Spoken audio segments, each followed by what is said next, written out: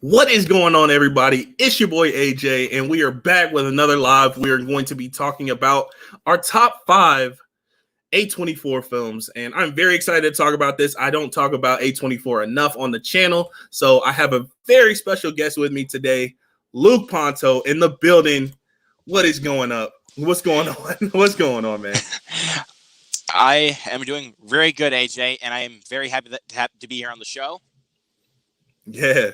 I'm excited to get into our top 5 A24s, man. And we do have some honorable mentions. And if you're checking out the stream on replay or live, hit that like button, hit that subscribe button if you haven't already. Go follow my awesome guest here. I have his links in the description. And yeah, we're just going to get into this thing, man. So you go first. What are your honorable mentions? I heard that you have 5. So let's get into them. Okay. So my first honorable mention is Hereditary. Okay. Again, that's a solid pick. First pick by Ari Aster. I really enjoy Midsummer. Zach's probably going to disagree with me like when watching the replay because he does not like that film because I don't know why he just thinks it's Ari Aster trying to show off. But what's up, Zach, if you're watching the replay? Yeah, what's up, man? But I will say Hereditary does have like a slow burn to it. It's kind of like a lot of build up, but like the ending, I feel like it really pays off. I will agree, and a lot of people do say that it is like this generation's Exorcist type of movie. I can see that. I can see that for sure. And my second honorable mention, we were kind of just talking about this before we went live. It was Uncut Gems. But there's one Safdie Brothers film that we'll talk about that I think is better than this movie. We'll talk about that later. Okay. No spoils. Yeah. My third honorable mention is The Florida Project. Hey. With Willem Dafoe. My buddy Sergio, what's up, Sergio, if you're watching the replay? He actually thinks it's not good, and he thinks like how do those kids like get into Disney World? And I'm like shaking my head. Yeah, it's a wild one for sure. It is, and I think that's one of those slow burn films anyway. And honestly, a lot of A24 films are kind of artsy, and they kind of build up to a climax, like a really like awesome climax. So I do. Oh yeah, they do. I give them credit for that. Yep.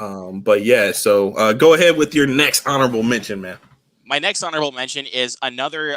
Is actually, the film that came before Killing of a Sacred Deer from Yorgos Lanthimos, The Lobster. Okay. I heard a lot about this one, and I haven't seen it personally, but I heard that it was good. I'm not going to spoil it, but it does have Colin Farrell. Okay, Colin Farrell. He's a solid actor. All right, cool. I mean, I love Colin Farrell. I mean, who doesn't these days? Yeah, he's pretty dope. But think of like his recent misfires, which we're not going to talk about here. As far as what? Like from last year, Ava and Artemis Fowl. We're not going to talk about those. I didn't even know he was in those, honestly. Yeah, I'm going to be honest with you. I didn't even know he was in those. I know Jessica Chastain was Ava, right? Yes. And then Artemis Fowl, that was a Disney Plus movie or something. Yeah, you could actually stream it for free. That was before they did the Premier Access thing starting with Mulan. I think I'll pass on that one, to be honest with you.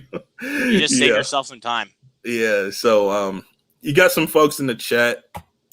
Rev 4K says, what's up? My guy AJ. What's up, Rev? Thank you for entering the chat. I thought The Lobster was decent. Interesting AJ, concept. Yeah, what's up? Second. My dad's calling me for a second. Okay. So yeah, honorable mentions. So I guess I'll go since he got called away for a second.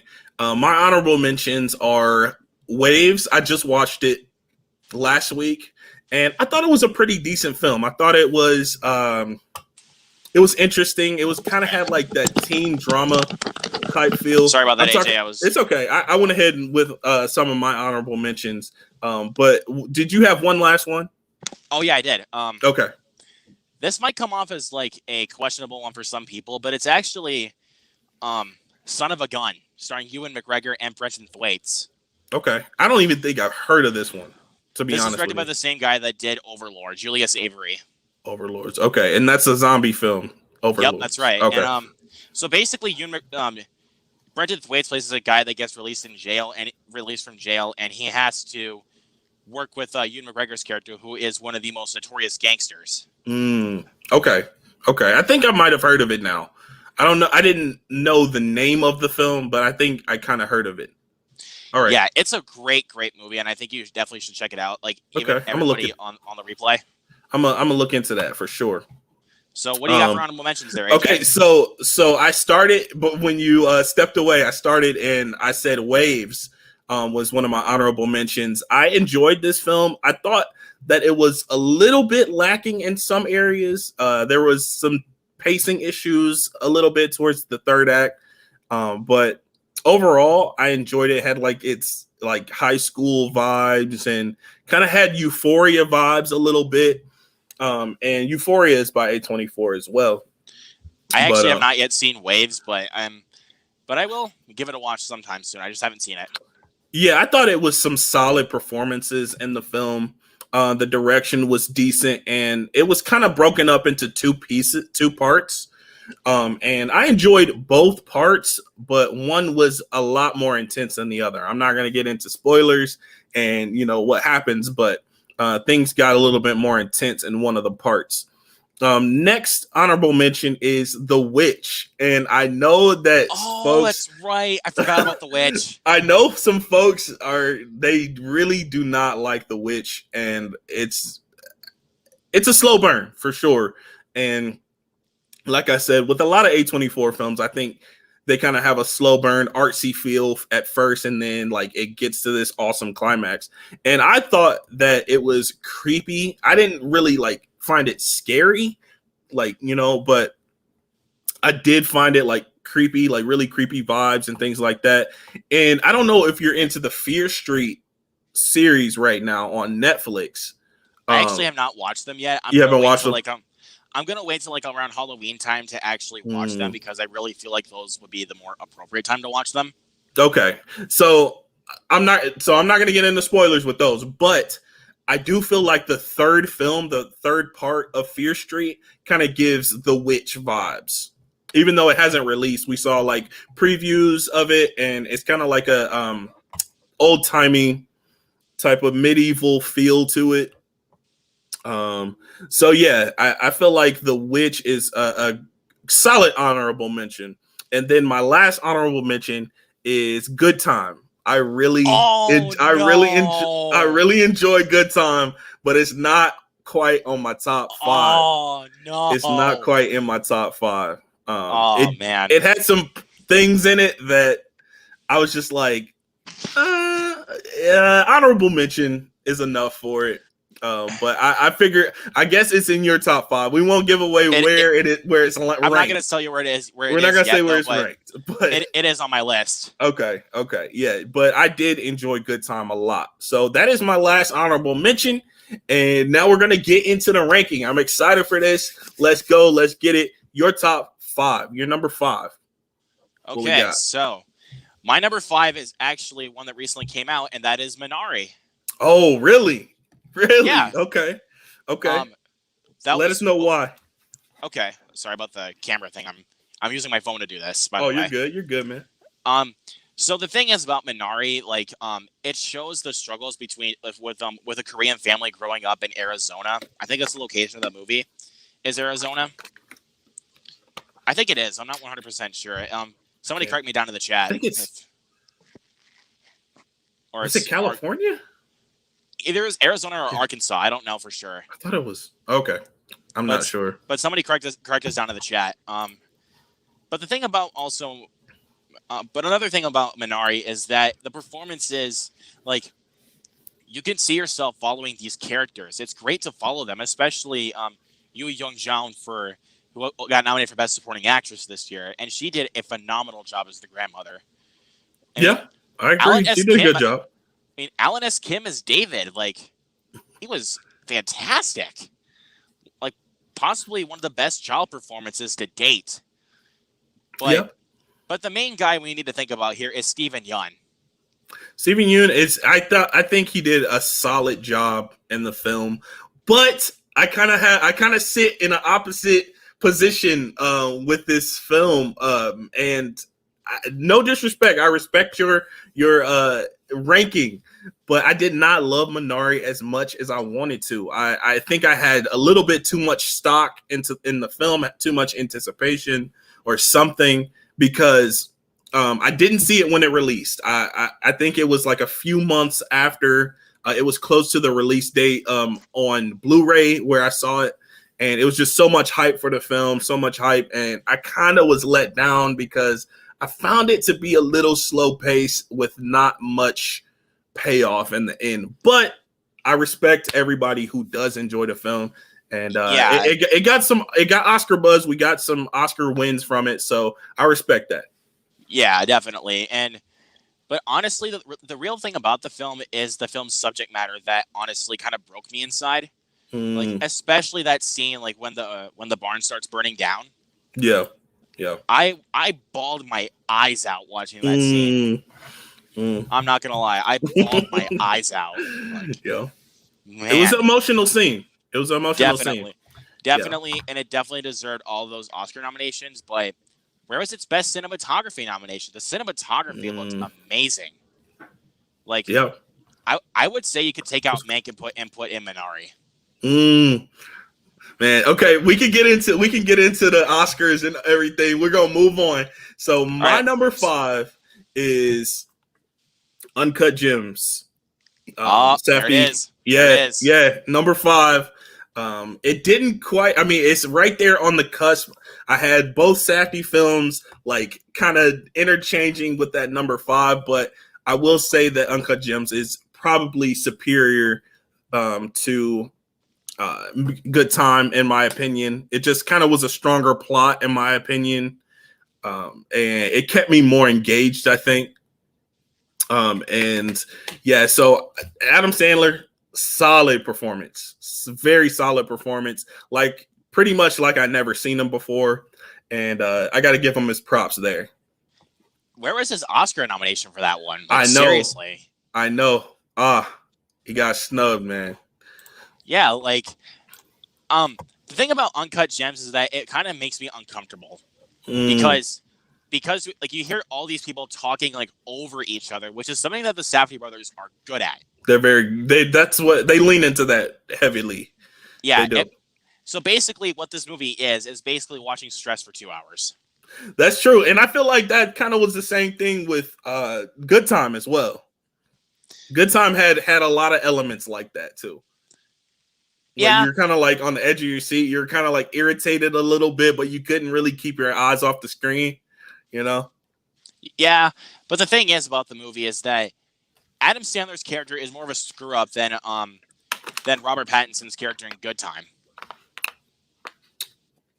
I think they're about. I don't know. I don't know if I completely agree with that. I feel like they're about the same, like in the same boat. Maybe not as much, but I think Robert Pattinson's character is a little bit in the same boat too. He's kind of reckless. He's kind of a troublemaker. He's got people after him. Same as Adam Sandler in Uncut Gems. But we can get all into that. We can get into the plot. But what is your number 4? My number 4, I think we just talked about it earlier. It's Good Time. Hey, okay. All right. What makes this better than Uncut Gems to you? To me, I've seen this film twice on Netflix when it's still, I think it's still on Netflix now. Mm-hmm. If I'm 100% sure, but it is. I saw it on there like yesterday. Yeah, I need to watch that one again soon because I think it's the less stressful film to watch over Uncut Gems. Because I would probably agree. Because Uncut Gems is a lot more stressful to watch because you're basically watching Adam Sandler continuously screw up because he's a gambler and Robert Pattinson is on the run. Yeah. So basically there's a little interchangeable plot with both of those films. I'd rather watch someone be on the run rather than just be a gambler that could just continuously screws up and then people just start punching him in the face. So you were annoyed with the character, the main character, more in Uncut Gems. I'm not saying it was like super annoying, like because you can't help but like be entertained while watching it. True. But the I thing is agree. about Good Time is that I think Robert Pattinson's performance is better, and also this is the Really? film that, Okay. and I think this is the film that really proved that Pattinson can act, and he actually can become our new Batman. Oh yeah. He's great. I think he does a phenomenal job in the role, and it's like I'd never seen him before. I've never really watched Robert Pattinson movies and things like that, and I saw it before I watched Devil All the Time and before I seen Tenet. So after seeing those films, I'm like, yeah, he definitely can be Batman. He stole the show in Tenet. I'll just say Yes, that right now. he did such a great job in Tenet. But yeah, Tony Movie Chappie's in the building, and he says he hopes Green Room is on one of our lists. Okay. Do we want to really quick? Uh-huh. I'm sorry, Tony, but Green Room is actually not on my list. Ooh, okay. That's fair. But it was going to be an we can talk honorable about mention, it though, because it is a really, really good claustrophobic thriller, horror film, whatever you want to call it. It's extremely gory. I'll say that right now. It is. It's super gory. Delivers a great performance by Patrick Stewart, Imogen Poots, and the late great Antoine Yelchin. Yes. Rest in peace. But I enjoyed Green Room. I watched it for the first time a month ago, and I thought it was a very solid film. I didn't quite feel satisfied at the end for some reason. Like the ending didn't really give me like that satisfaction that I was looking for. But overall, it was a very solid film. Great performances. And yeah, I enjoyed it, but didn't make my honorable mentions or my top 5. I'm sorry, Tony. I'm sorry, but don't get mad at us, Tony, please. Don't get mad at us. But yeah, I thought it was a solid film, a great addition to A24 family. Absolutely. So yeah, moving on to my number 4 is Ladybird. I enjoy Ladybird so much. When I first saw it in the theaters, I enjoyed it a lot. And I think it was my number 1 for a while. And then I rewatched it and it moved down a couple of notches because the rewatchability is a little bit lower than some of the others. But I still really enjoy it. I really enjoy Saoirse Ronan's performance and Beanie Feldstein's performance and things like that. So yeah, I think it's a very solid addition, and yeah, Ladybird is my number 4. I definitely got Ladybird higher on my list. Oh, okay, that's fair. I'm not telling you like where it is though, but it is higher on my list. Okay, let's get into your number 3. So, wait, did you say your number 4? You said your number 4, right? Yeah, it was Good Time. Okay, so let's get into your number 3. So my number 3, as we were talking about with The Witch. Let's talk about Robert Eggers' sophomore effort, The Lighthouse. So remember when I told you that Luca? I own it, but I never seen it. Okay, but it's still in this package. Remember when I told you that? Oh shoot! But remember when I told you that this one was my favorite A24 film? Like when we did the Luca live spoiler discussion with you. I don't remember that, but you probably did say it. I did say that, but apparently, I had to go through my list again, like of my top 200 favorite films of all time, and actually figure out which ones were released by A24. And The Lighthouse was actually not on the list. Okay. So I needed to think about which other 3 films I was going to like mesh into the list. And The Lighthouse was one of them. Fantastic performance by Willem Dafoe, and not to be overlooked, Robert Pattinson. That's what I hear. I hear that it's great. That is a fantastic performance. I hear that the performances are great, but the story is lacking. Is that something that you can concur with a little bit without spoiling it?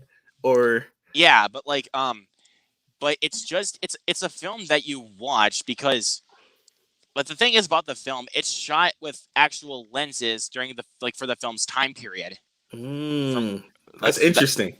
That's a fact right there. But thinking about the movie, like the more that I think about it, it's like it starts to get under your skin like as you watch it because like Robert Eggers knows how to give you that creepy vibe, Mm-hmm. and also But the thing is about the movie is that it rivets you from start to finish because you just can't help but like watch these two guys just continuously argue with each other because that's basically like the horror version of Marriage Story. Okay. Is what I like to think about. That's a good way to put it. That's a good way to put because it. basically they're two guys that are stranded alone on an island like during a big storm in the 1800s, and they need each other because they're two lighthouse keepers.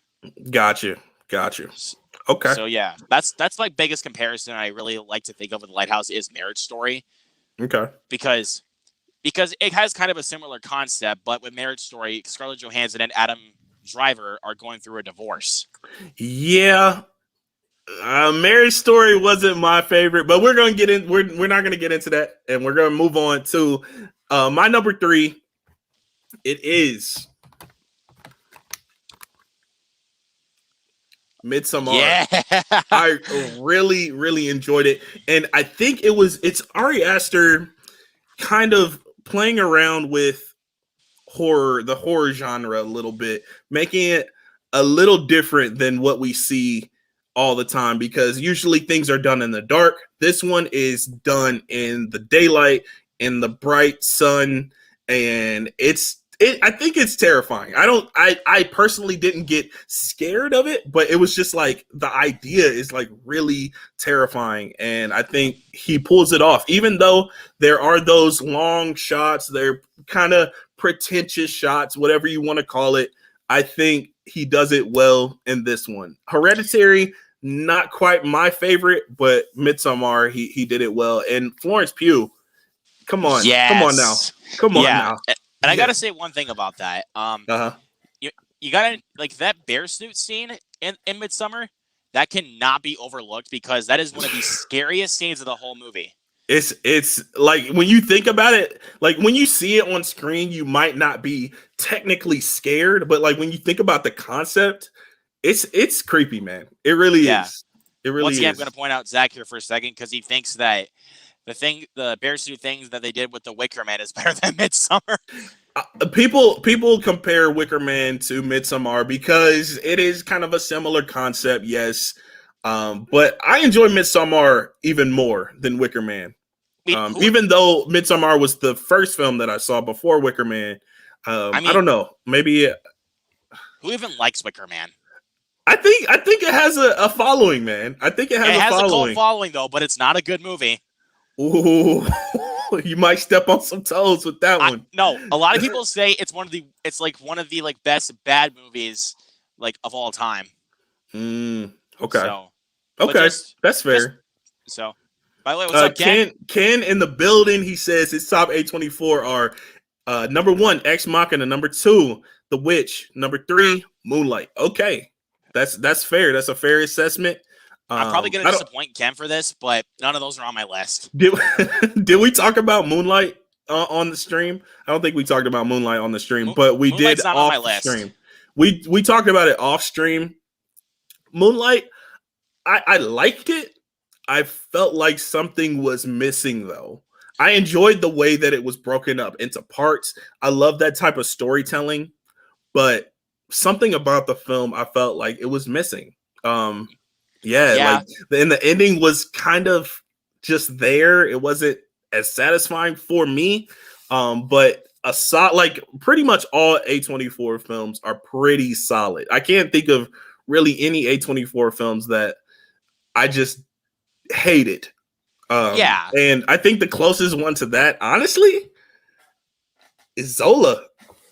I didn't hate Zola though. I didn't hate Zola. I haven't seen it, but okay, it's newer, so that's fair.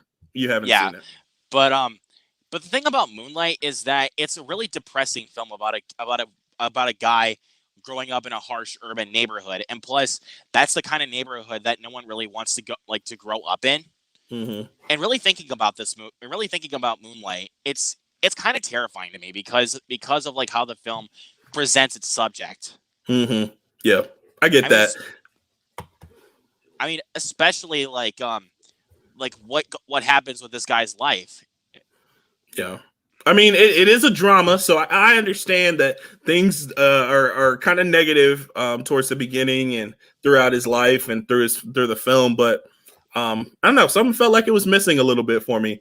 But his number two is The Witch. We talked about The Witch. I really, really like The Witch, and yeah, I know Ken, he loves it too. And number one is Ex Machina. Maybe that comes up on my list. Maybe not. We'll see. We'll see. All right. So like I moving said, on. Ex Machina is not on my list. Oh, okay. All right. But it might be on mine though. So we'll see. I'll be waiting for so it. what's your number two, man? Okay. So my number two is I've only watched this film once, but the more that I thought about it, the more that I liked it, and plus it's a unique film. And this is actually my second on the A24 list, and it's of course in my top 200. If you guys follow me on Letterboxd, it's actually Under the Skin with Scarlett Johansson, directed by Jonathan Glazer. Nice. Hey, it's still in this package though. I haven't seen it yet. I already opened it. Nice, but this has a really weird concept, and it's one of the most unique films I can honestly think of, because this is a concept in films that you honestly do not see like normally in other sci-fi films. Yeah. So, but if you guys have never seen Under the Skin, I know it's not going to be everybody's cup of tea due to its concept. But I really think you also check this movie out, like if you can. Yeah. And plus, this is one of Scarlett Johansson's best performances outside of Black Widow, if not her best. Really? That's a bold statement, Luke. I know, but I might even put The Island close to it. Okay. All right. Because, that's fair. Again, I mean, hot takes galore, but I really think that, okay, I know I'm going to get so much crap for this in the chat, but I think The Island is my favorite Michael Bay movie. The Island? I don't think I even heard of that, to be honest with you. it actually does have Ewan McGregor and Scarlett Johansson. Okay. Dope. Let's save that one for another time. Okay. All right. So I didn't show off my lady. Did I show off my Ladybird? I don't know if I didn't showed see this it. off. So. I don't. Yeah. So my Ladybird, and I mentioned Waves. I enjoyed both of those a lot. Oh yeah. I almost forgot that I do. I actually do own Uncut Gems right here. Hey. I actually almost forgot that I own this, but nice. And I also do have Midsummer. Nice. And I got some slip covers. See, I don't have a slip cover for mine. I just have the Blu-ray for mine. I found this at a $6.96 bin at Walmart, and it still actually had the slip cover. Oh, nice. And that's nice, man. And also, we talked about this before we went live. The Killing of a Sacred Deer. I also own this one as well, but I told AJ before we went live that this is actually not on my list due to the fact that it's one of those films I can never see myself ever watching again. You own it, but you won't watch it again. Again, unless I get a girlfriend that wants to watch it again. I'll be like, okay, I'll try to get myself through it again. Yeah. So my number two. Wait, did we go through your number two? Yes, we just did. So what's your number two? Okay, my number two, Ex Machina.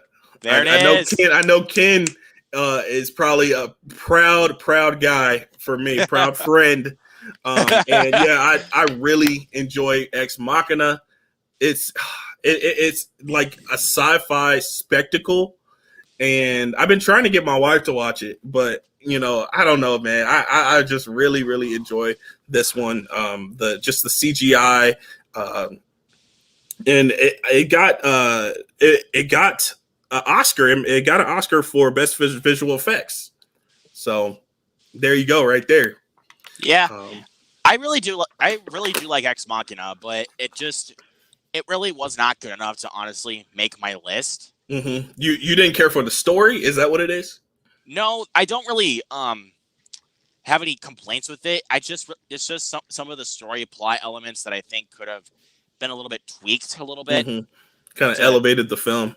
Yeah, that's why it did not make my honorable mentions, not even my list. I understand. But I think it's one of those films I need to watch again just to get like an understanding of what director Alex Garland was going for here. Okay. But Fair enough. Yeah, that's a solid number two pick. Yep. So Tony says his top five are Green Room, Under the Skin, Free Fire, Ladybird, and Midsommar. I've never heard of Free Fire. Is that any good? Yeah, I think Brie Larson is in Free Fire. Really? I haven't seen it, but I've heard mixed to good things about it. But I need to give it a shot. Sweet. Yeah, I don't know much about it. I haven't even heard of it, so I can't really speak on it. But good on you, Tony, for putting Under the Skin on your list there, man. Good on you. Yeah. But I meant to not put 2. My bad. Okay. Got you. Okay. So going on to your number 1, the moment of truth.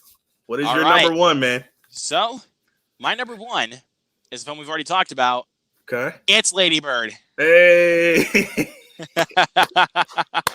Nice. Yep. It's Ladybird. What do you love about it, man? Let us know. So this is I think it's probably in my top 50 movies of all time, if I'm not mistaken.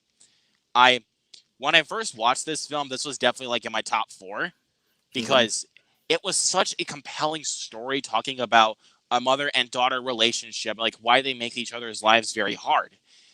And it seems what's the mom's real name in real life? I can't remember. Sorry for cutting you off. Are you talking about the actress that plays her? The actress, yeah. It's Laurie Metcalf, if I'm not mistaken. Hold on. Okay. Yep, it is Laurie Metcalf. I just had to look on the back for a second. Yeah, but the mom on Big Bang Theory, Sheldon's mom. Yes. Yeah. All right, go ahead. I'm sorry for cutting you off. Yeah, good thing you brought that up because I actually almost forgot about that one too. Nice. But so go ahead. I'm sorry I cut you off, man. No, you're good. It's just but the thing is about Ladybird is that I really find this film so reminiscent to what other families have gone through, like not just with mother and daughter, what other families have actually gone through, just as a family. Mm-hmm. And I also find it it's just one of the most compelling stories that you can just never forget about. I even have friends like Saoirse Ronan did. I even had some friends like hers. Yeah. So it's relatable to you. I find this film extremely relatable, even to everyday life. But gotcha. It's definitely not the most relatable, but it's definitely one of the more relatable coming of age stories that I can remember. And Saoirse Ronan, as always, gives a top-notch performance that I really think this could have been her first Oscar win, to be honest. I really think I could see that. Oscar win. I could definitely see that for that film. And also, I really wish it would have won Best Picture over Shape of Water. Because I think Shape of Water is a bit too weird for people's taste. I'm being honest. I hear you, man. I just watched Shape of Water a couple weeks ago. Yeah. It's weird. I know what you mean. It's definitely a odd concept. Yeah, but of course, Guillermo del Toro did a fantastic job with the film. But yeah, the direction was top notch. I just think a film like Lady Bird deserves to be more watched morely because it told a better story, and honestly had better performances and had a big cast. It did. I think that kind of gets overlooked for the cast there. Because let's see, we also had Lucas Hedges, which fun fact, he actually played as one of Bill Murray and Frances McDormand's kids in Moonrise Kingdom. Oh, I think I do remember that he was in that. He actually was in Moonrise Kingdom. We also had Timothy. He was Chalamet. Also in Waves. Yep, Timothy Chalamet, who was our new Willy Wonka. Yeah. Definitely looking forward to seeing that. How about that? I'm looking forward to seeing that. We also got Stephen McKinley Henderson, Lois Smith, Tracy Letts, and Beanie Feldstein. I think we also got Odeya Rush in the movie too. Girl from Goosebumps. Pretty stacked cast. And also, I think Justin Timberlake was also part of the soundtrack for the movie. Really? Okay. I don't think I knew that. That's pretty cool. But yeah, I mean, as a fan of Justin Timberlake right here, so. Nice. JT. JT. I feel that. So that was your number one. Buddy? A solid pick for number one. So what do you got for number one there, my man? My number one is one that we already talked about. I don't even own a Blu-ray of it. I've been looking and kind of contemplating if I want to get it or not. It is on Netflix, so I have access to it. But without further ado, my number one is The Florida Project. The Florida Project. There it is.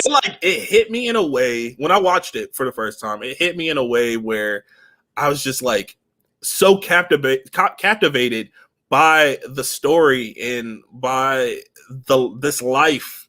You know, I just kind of was like immersed in the world while watching it, and I don't feel like I got that type of feeling with any other of my top 5 A24s, which I love. I really love those films.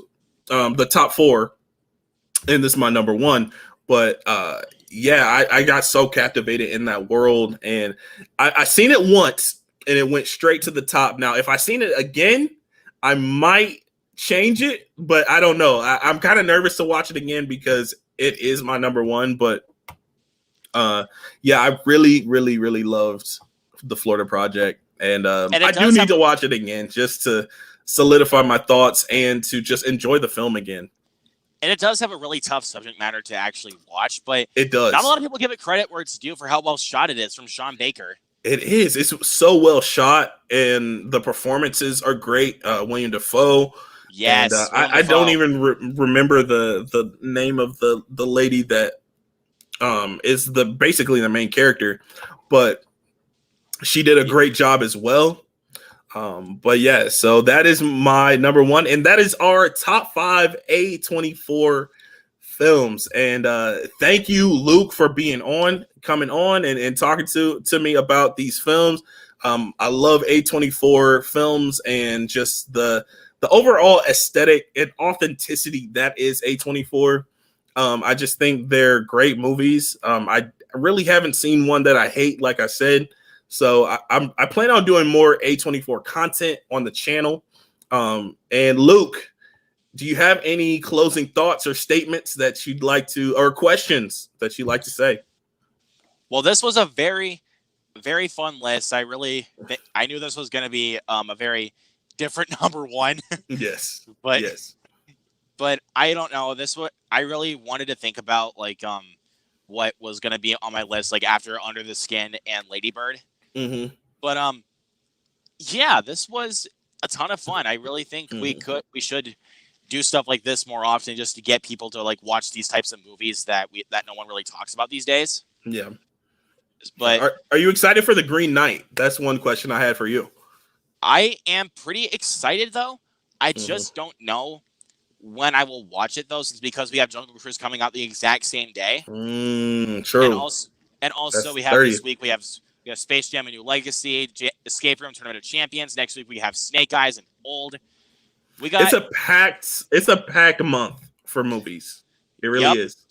Well, what I'm looking most forward to seeing is all the new M. Night Shyamalan film. I am so excited to see that. I'm excited for that too. I'm a little bit nervous because M. Night, he's a little hit or miss with his films, but when they hit, they really do. So hopefully this one is a hit. And so absolutely, yeah. I mean, I hope it is. I mean, the concept sounds great. Yeah, it is. It's a really cool concept. It just has to be executed right. And if it is, it might be, the number 1 blockbuster of the summer. We'll see though. Don't execute this like The Last Airbender, which is complete crap. We won't even talk about The Last Airbender. That was just a disaster, man. Well, unless we do an M. Night Shyamalan ranking, Ooh. That's going to be kind of a problem. I haven't seen all of his films, so I have to sit down and watch his filmography. But which ones have you not seen yet? I haven't seen The Village. I don't know. There's some out there that I haven't seen. Let's see. What's another one? What's another one? We have Unbreakable, Split. I've seen Glass. that. Seen that. The Sixth Sense, Signs. Seen that. I haven't seen Signs. I've seen The Sixth Sense. I think those are the 2 that I haven't seen. What about Lady in the Water? Haven't seen that either. So 3. Oh God! You said The Happening? Yes. 4. 4 I haven't seen, and I haven't finished the 2nd season of Servant. So. Oh my God! The Happening. hey, what's going on? All these trees, these bees are flying all over the place. Come on, guys, take an interest in science. Is that a quote from that? Because I don't Yeah, know. it's Mark Wahlberg. Okay. Is Well, The we'll see what we Visit can do. a M. Night Shyamalan movie too? The Visit? Yes, The Visit. Okay. I have seen that. That was actually M. Night Shyamalan's return to form. Hmm. And I will say that at least, but I really think Split was really his return to form. Split was great. Split Absolutely, was really good. yeah. And let's see. Space Jam is one I'm kind of nervous about. It took 25 years for them to get a sequel. And another thing is, it's directed by the guy that did Scary Movie 5. I did not like Scary Movie 5. I love the first 4. I really do. I love the first 4 films. The number 5 was a flop for you, huh? Yeah, like I did not really find a lot of funny moments. Like the first 4, I laughed quite a bit. Like those were funny. Like especially the second one. I think the second one's the funniest in my opinion. I would say the first 3 were solid, and it started to fall off for me on the 4th one. But I remember watching the 5th one, but I can't tell you what it was like at all. So it's bad. yeah, for sure. But we're gonna get out of here. Find Luke. I have his links in the description. Find him over at LukePonto YouTube channel, and he does reviews and things like that. And I'm AJ of AJ Reacts 2. Find me on social media. AJ Reacts 2 all across the board. And yeah, we're going to get out of here. So peace. See you. See y'all later.